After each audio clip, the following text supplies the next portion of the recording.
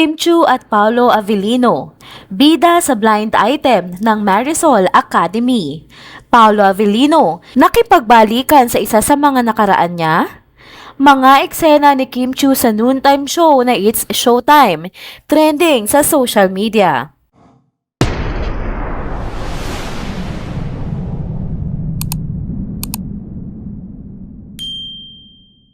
Hello mga ka-trenders! Welcome back muli sa ating channel. Kung bago pa lamang kayo dito, huwag nang kalimutang mag-like, mag-subscribe at i-hit na din ang notification bell para lagi kayong updated sa mga balitang trending at napapanahon.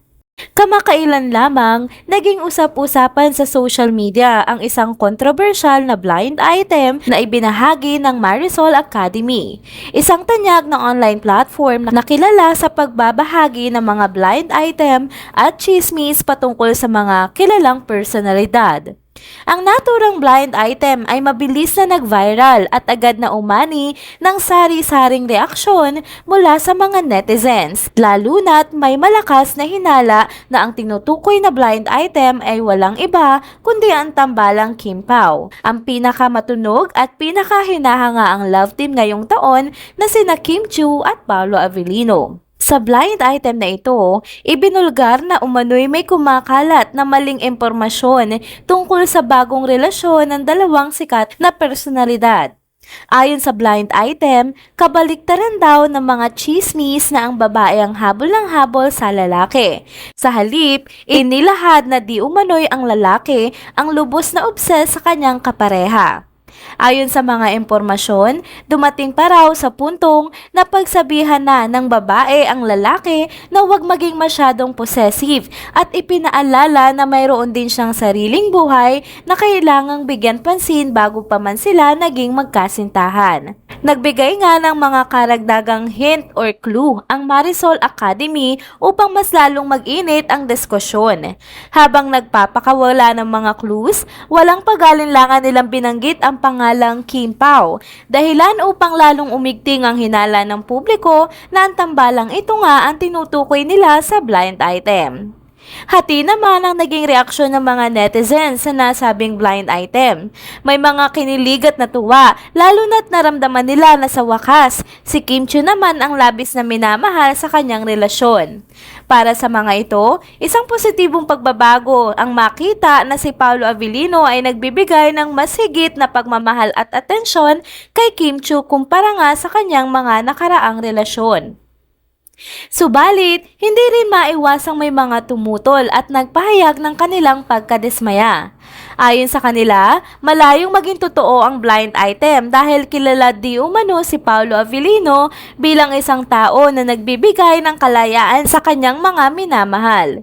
Ipinahayag ng ilang netizens na mas malaya nga di umano si Kim sa kasalukuyang relasyon niya kay Paolo kumpara sa naging takbo nga ng relasyon niya noon kay Sian Lim.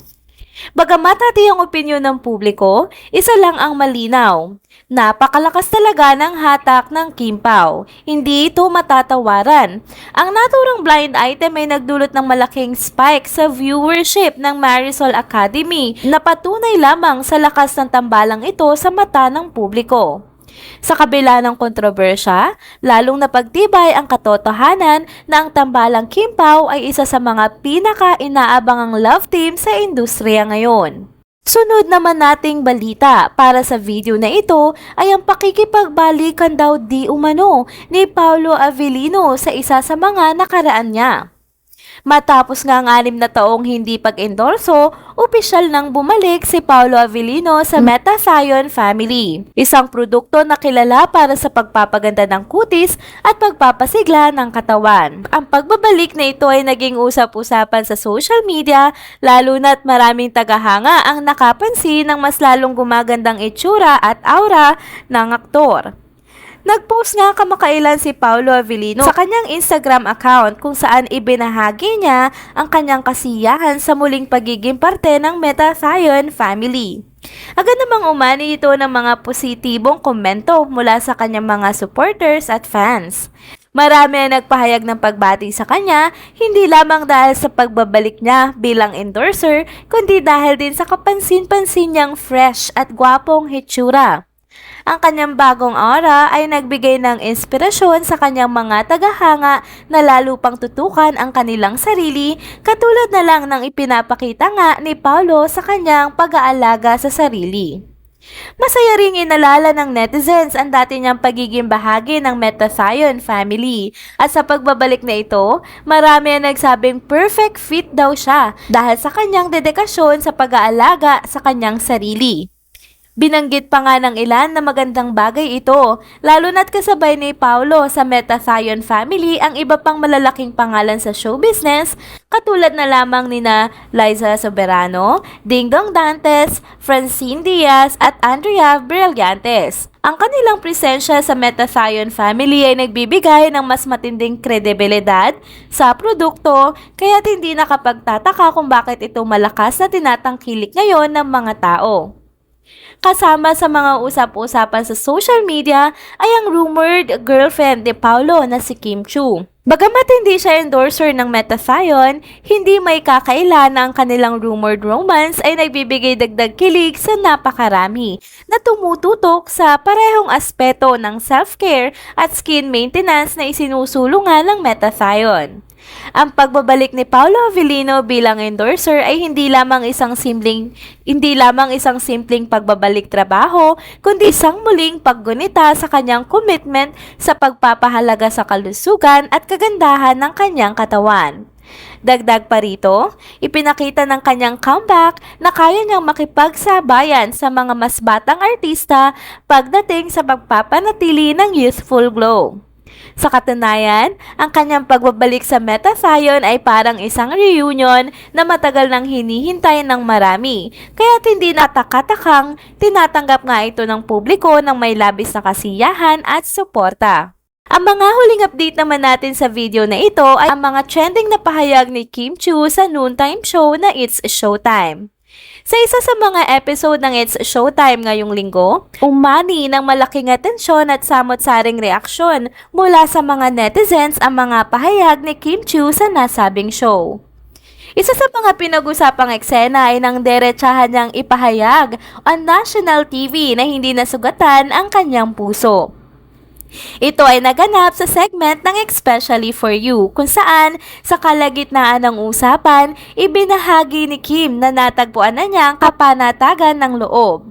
Ayon sa kanya, hindi na daw sugatan ng puso niya at masaya na siya ngayon, at mukhang hindi na nga siya pinahihirapan ng mga pasakit ng nakaraan niya. Nang siya nga ay nagsasalita, sabay naman ang pagtugtog ng isang love song na kilalang paborito ni Paolo Avellino na nagpakilig naman sa maraming viewers. Agad itong nag-trending online at lalong naging matunog ang mga haka-haka tungkol sa tunay na estado ng kanilang relasyon. Ang kantang pinatugtog ay madalas na inuugnay kay Paolo, kaya't muling nabuhay ang espekulasyon na mayroon na ngang espesyal na namamagitan sa kanilang dalawa. Hindi pa natatapos doon ang usapan dahil sa isa pang segment ng programa, nagkaroon ulit ng biruan tungkol sa mga host, partikular na nga sa mga babaeng host ng It's Showtime na ikinasal na. Napansin ng mga netizens ang isang komento mula kay Karil na nagsasabing karamihan sa mga babaeng may asawa sa show ay mas matanda sa kanilang mga napangasawang lalaki. Agad na tumawa si Kim, ngunit hindi nakaligtas sa mata ng mga manonood ang tila biglang pag-aalala sa kanyang muka. Sa pabirong tono, nagtanong pa siya kung requirement ba ito para sa mga host ng show. Nagbigay daan ang eksenang ito sa maraming reaksyon mula sa mga netizens. May mga nagsabing tila nag-aalala si Kim dahil ang napapabalita ang nobyo nga niyang si Paolo Avellino ay mas matanda sa kanya ng 2 taon. Hindi ito nakalampas sa mga mata ng mga fans na malapit sa puso ng aktres at muli nilang nakita ang koneksyon sa pagitan ng dalawa. Dahil dito, maraming tagahanga ang kinilig at muling nagdiwang dahil sa bagong hint na ito sa kanilang relasyon. Subalit, may ilan din namang mga fans na naglabas ng kanilang pag-aalala. Ayon sa kanila, hindi dapat lahat ng sinasabi ni Kim sa show ay agad idinidikit sa kanyang personal na buhay. Nabanggit pa nila na dahil sa sobrang pagka-interes nga ng publiko sa kanyang buhay pag-ibig, madalas na napapasukan nga si Kim ng mga bashers. Kaya't umapela sila na sana'y maging maingat ang publiko sa mga isyong may kinalaman sa kanyang pribadong buhay. Sa kabila ng lahat ng ito, nananatili si Kim Chiu na isa sa mga pinakasikat at minamahal na personalidad sa showbiz industry at patuloy siyang nagbibigay ng kasiyahan at inspirasyon sa kanyang mga tagahanga. There you go mga ka-trenders! Dito na po muna nagtatapos ang ating isa na namang trending video update. Salamat sa inyong pagsubaybay at pagsama sa akin hanggang sa dulo ng video na ito.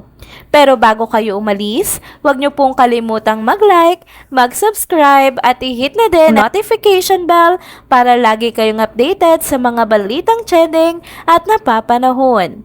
See you on my next one. Paalam!